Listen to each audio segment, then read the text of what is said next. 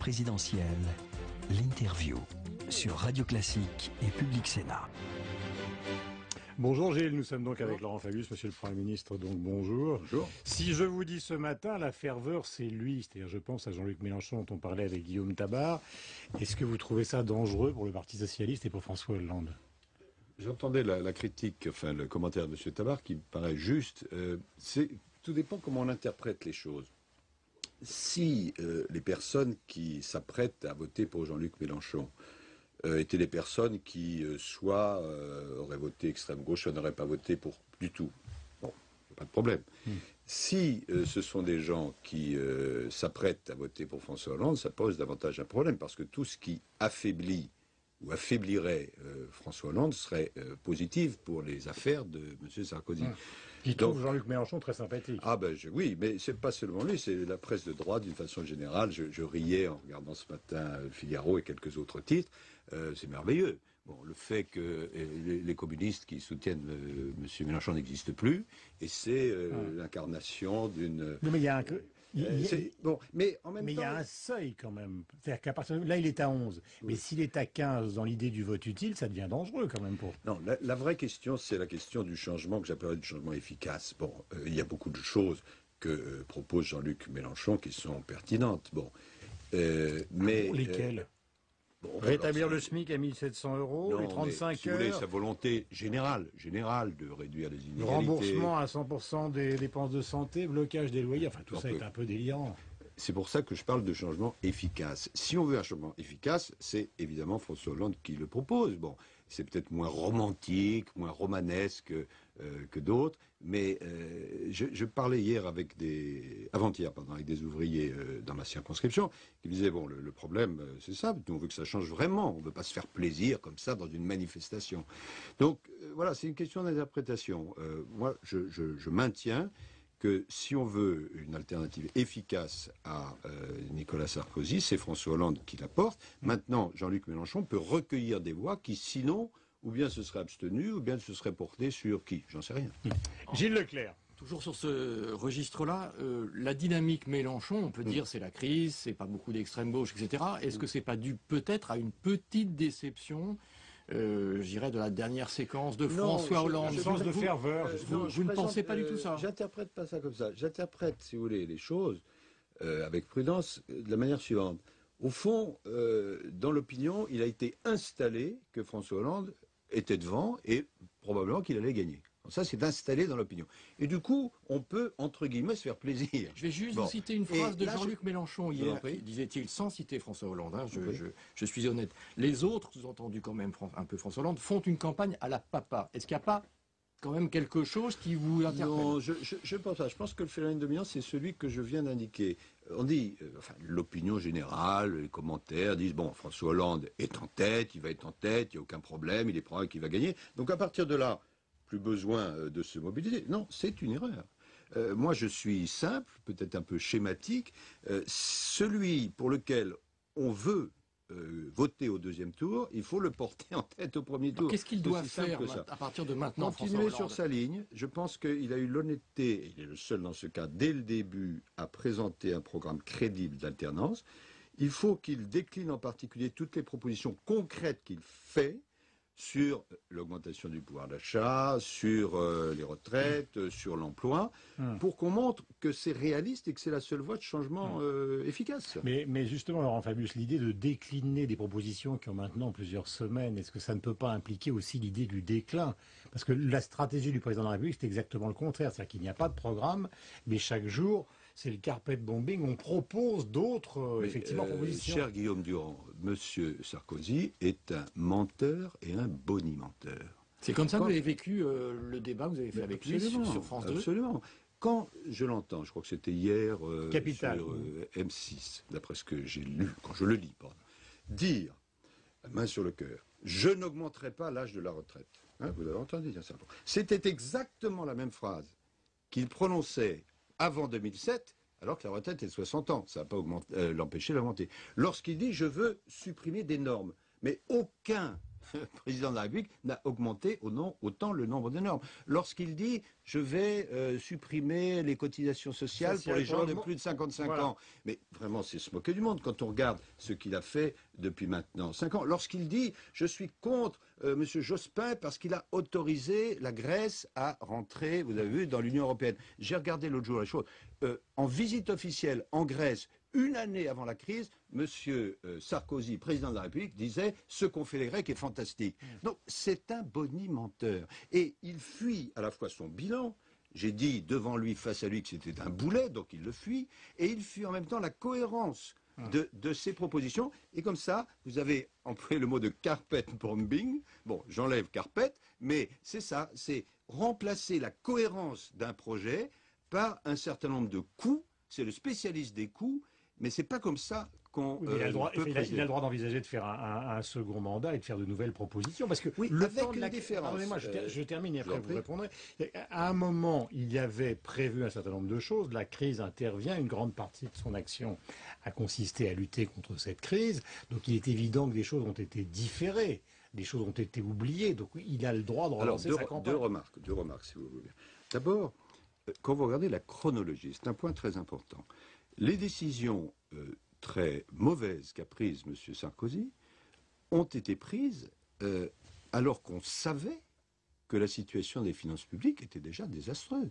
Je vous rappelle le mot très pertinent de M. Fillon, Premier ministre, en septembre 2007, alors qu'il n'y avait pas la crise, ça, disant « je suis à la tête d'un État en faillite ». Et à la tête d'un État en faillite, M. Sarkozy multiplie les libéralités et creuse les déficits. Donc ça, c'est pas dû à la crise. Premier point. Deuxième point, vous avez raison, ça c'est un argument nouveau, de vous projeter dans le futur, au cas où, on peut l'imaginer, M. Sarkozy arriverait à être réélu.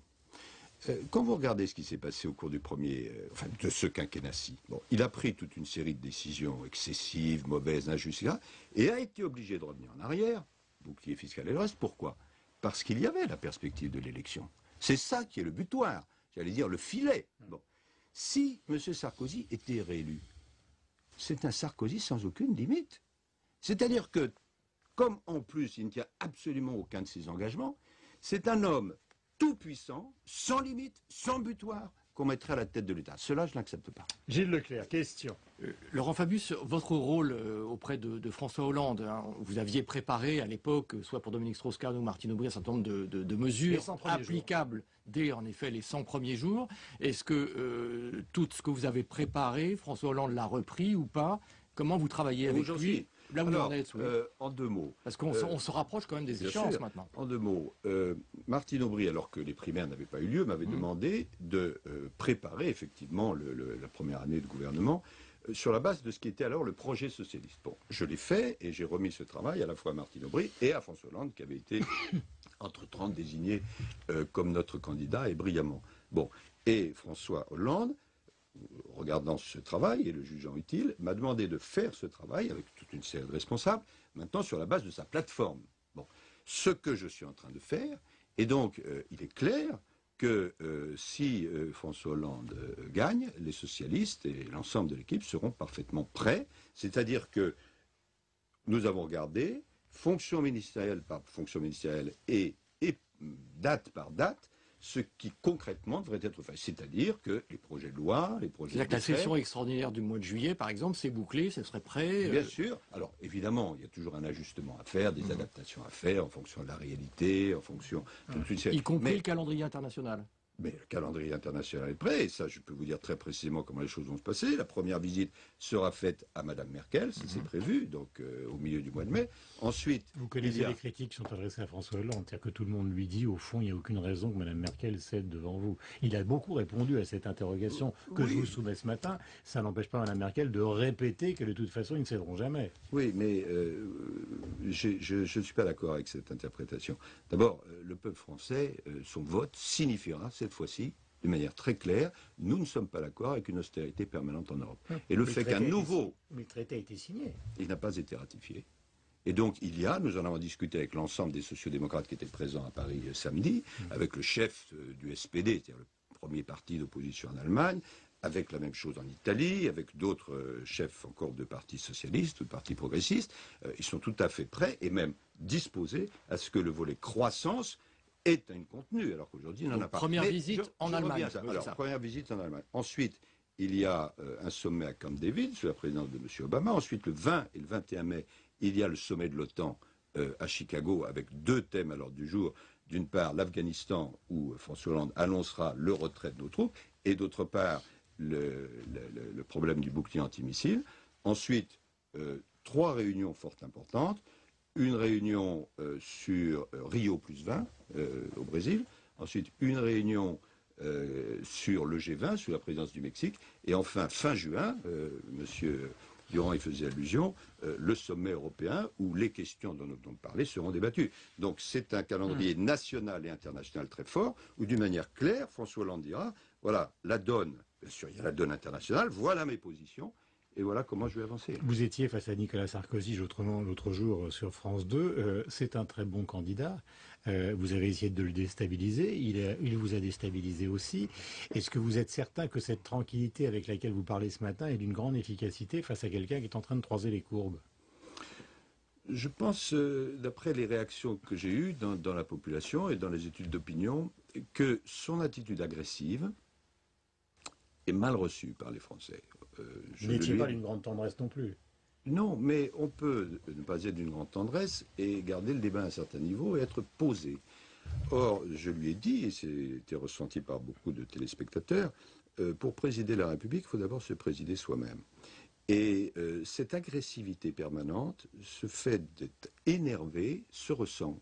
On peut être passionné, on peut être énergique, c'est une bonne chose, mais être agressif, non. Et vous savez, un débat comme ça, c'est une impression. Bon, il y a 1 ou 2 phrases qui restent, mais surtout une impression. Et l'impression qu'il y avait d'un côté un candidat président énervé, agressif, et de l'autre quelqu'un qui, sans être parfait bien sûr, lui donnait la réplique fermement, en restant posé et poli et courtois, c'est ce qui restera. Il y a une chose qui est assez incompréhensible pour beaucoup de gens qui réfléchissent à l'arithmétique électorale, c'est la façon dont vous avez fermé dans cette dernière séquence de la campagne toute porte de discussion avec le MoDem, ce qui n'était pas du tout le cas il y a plusieurs mois, en tout cas pour de hauts responsables socialistes. Parce que l'arithmétique est simple, si on ajoute Mélenchon, Hollande, il manque quelque chose qui est forcément chez les électeurs du MoDem. Et François Hollande n'arrête pas de dire...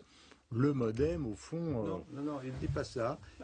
Si, il ne dit pas d'alliance si on n'est pas d'accord avec mon programme. Non, il se situe dans ce qui est la logique de la Ve République, qui est la suivante. Enfin, la question de François Bayrou va se poser à un moment ou à un autre. Bien sûr. Donc vous lui diriez quoi, vous? Elle se pose pour les électeurs de François Bayrou au 2e tour, de manière tout à fait simple.